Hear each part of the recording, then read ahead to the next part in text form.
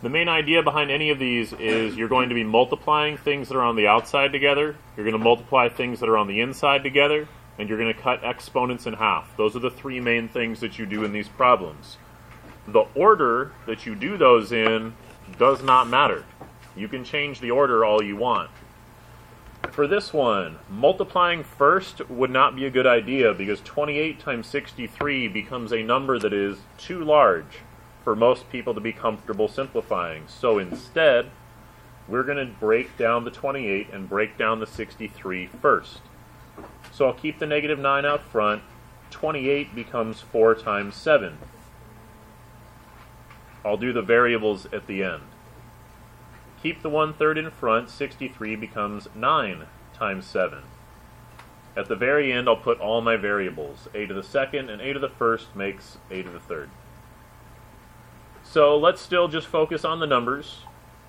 I've got a negative 9, and now 4 has a square root. It's 2. Still have a 7 inside. Still have a 1/3 out there. 9 has a square root. It's 3.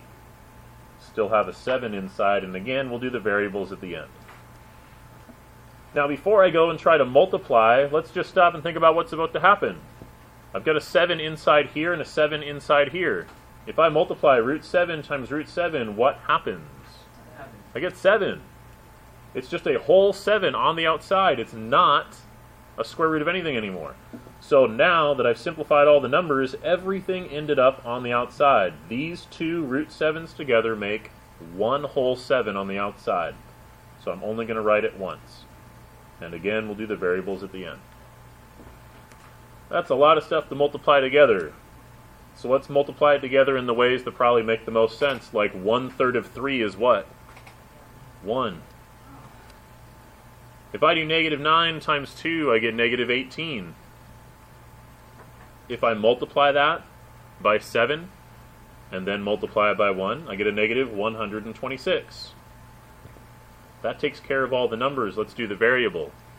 A square root cuts your variable in half. What's half of 3? 1.5. That would be 1 on the outside, a to the first power, and then root a to represent the 1/2, because a square root means to the 1/2 power. So there's your 1 and 1/2. And that's where we reach our final answer.